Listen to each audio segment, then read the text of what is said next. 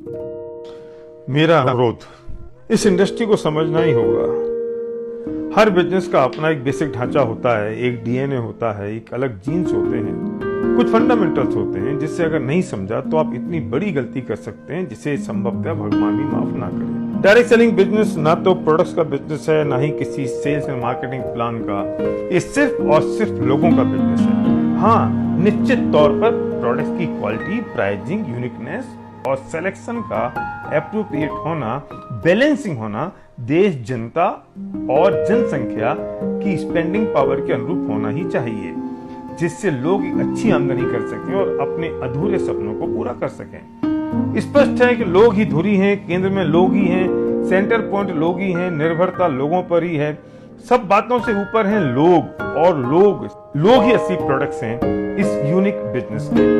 आप पूरी दुनिया में छान लीजिए, बिना किसी कंडीशन के एक आम आदमी की कीमत जितनी इस बिजनेस ने की है उतनी कहीं और नहीं हुई है। एक ऑर्डिनरी व्यक्ति एक्स्ट्रा ऑर्डिनरी यही बन सकता है। किसी भी इंसान के लिए उसके सपने ही जीवन दान होता है। वे सिर्फ अपने सपनों के लिए काम करते हैं, सपनों में से ही रोमांच पैदा होता है, उनके सपने ही उनके लिए ड्राइविंग फोर्स हैं, और इसी ड्राइविंग फोर्स से इस बिजनेस के प्रोडक्ट्स मूव होते हैं, किसी और कारण से नहीं। इस बात का ज्ञान बहुत अच्छी तरह से होना ही चाहिए। इससे स्पष्ट हो जाता है कि आपका फोकस कहाँ होना चाहिए। दिल में सपने लिए हमारे लोग बहुत मासूम होते हैं। कुछ कर गुजरने की तमन्ना दिल में लिए एक आकाश समान आशा लिए खड़े रहते हैं। ये किसी राजनीतिक दल की नारेबाजी करने वाली भीड़ नहीं है। जो सही डायरेक्ट सेलिंग कंपनी शुरू करते हैं उनका दिल भी लोगों पर फिदा होना चाहिए। वे उन पर मर मिटे।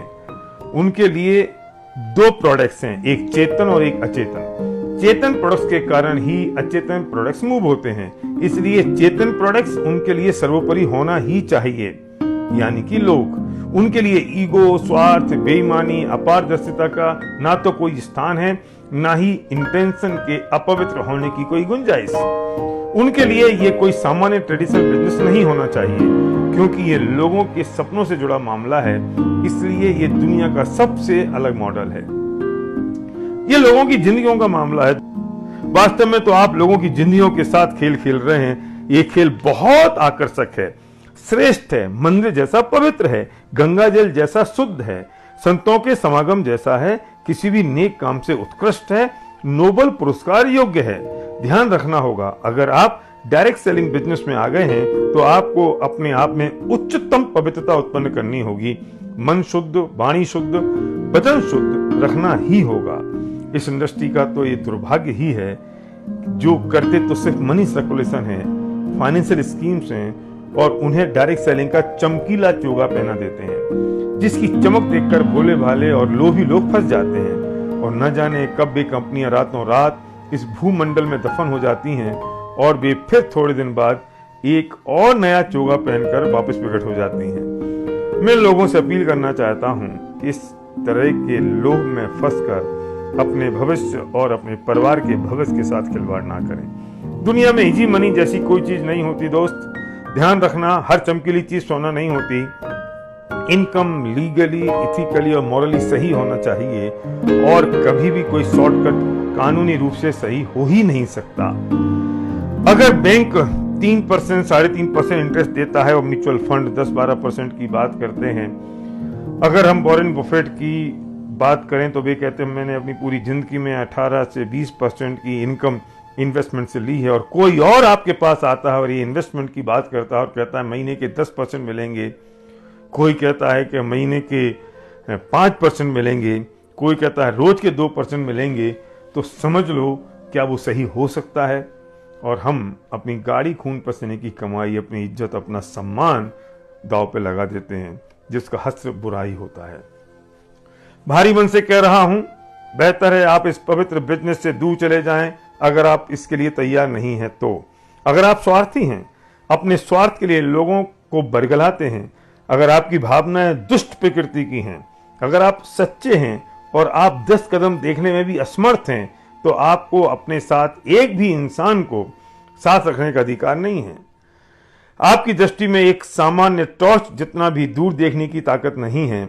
जब आपको पता नहीं है कि इस तूफानी सागर में आप कहां और कैसे पहुंचेंगे, और आप चल दिए पूरा कुनबा लेकर, तो किनारे पर पहुंचना तो तुक्के की बात होगी, पर डूबना तो निश्चित है।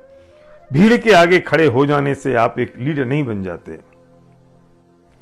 अगर आप एक भी व्यक्ति को अपने साथ ले आए हैं तो आपको बड़ी जिम्मेदारी महसूस करनी होगी, गंभीर जिम्मेदार बनना होगा।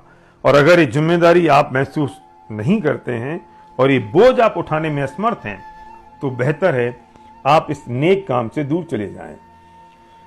अब आप मुझसे जिम्मेदारी उठाने का मतलब और उसे निभाने की परिभाषा मत पूछना। इसे समझने में इन नादान तथाकथित लीडर्स को भी अभी एक जन्म और लगेगा। जीवन के किसी भी निर्णय के पीछे एक लंबी सर्वहिताय निस्वार्थ सोच, ना बदलने वाले सिद्धांत, कठोर मूल्य और पर्वत से भी अडिग ईमानदारी होनी चाहिए। अगर आप अपने आप में आमूलचूल परिवर्तन करने को तैयार नहीं हैं, तो बेहतर है आप इससे दूरी ही बना लें। आपको निश्चित रूप से अपने आप में, अपनी सोच में, व्यवहार में परिवर्तन लाना ही होगा। योग्यता आपको सफलता दिलाती है और चरित्र आपको सफल बनाए रखता है। लीडरशिप ड्रिवन एजुकेशन सिस्टम इस बिजनेस में ऑक्सीजन की तरह होता है, जो दिखाई तो नहीं देता है, पर उसके बिना पल भर भी जीवन दूभर हो जाता है। ऑक्सीजन की कीमत तब पता चलती है जब वो मिलती नहीं है। हमारे लोग भी ये समझने में और निर्णय लेने में बहुत नादान होते हैं कि किसकी मीठी बातें पर कड़वी राह है, कि उलझाने वाली बातों में आना है और किसके साथ चलना है। ध्यान रखना, ये जिंदगी का खेल है और ये सिर्फ अपनी जिंदगी का खेल नहीं है दोस्त, हजारों लाखों की जिंदगियों का खेल है। और ये खेल बार बार खेलने को नहीं मिलता है। जिस नाव में हम बैठ रहे हैं जरा देख तो लो, उसमें कहीं छेद तो नहीं है। जिस गाड़ी में आप बैठ रहे हैं जरा देख तो लो, उसके इंजन की टेस्टिंग भी हुई है या नहीं। जिस रथ में आप बैठने जा रहे हैं जरा देख तो लो, उसका सारथी कौन है, कैसा है। मामला लाखों जिंदगियों का है जिनने आप पर अपने से भी ज्यादा भरोसा किया है। जरा अपनी गिरेबान में झांक कर देखना, कहीं हम अपनी असफलता का ठीकरा किसी और पर तो नहीं फोड़ रहे हैं और मासूम बनकर लोगों के सामने घड़ियाली आंसुओं के साथ बतिया रहे हैं। निश्चित तौर पर इसमें कुछ मछलियां तो फंसी जाती हैं और घड़ियाल का पेट भर जाता है, पर भी नादान मछलियां अपनी जान से चली जाती हैं, फिर उन्हें पूछने वाला कोई नहीं बचता है। याद रखना दोस्त, कठिन चीजों को आसान और सरल बताकर निगल लेना दुनिया की पुरानी फितरत है। दुर्भाग्य है कि कमजोर व्यक्ति ना तो अपने को कमजोर समझता है और ना बेईमान अपने आप को बेईमान समझता है, ना बदमाश अपने आप को बदमाश समझता है, ना स्वार्थी अपने आप को स्वार्थी और ना मूर्ख अपने आप को मूर्ख समझता है।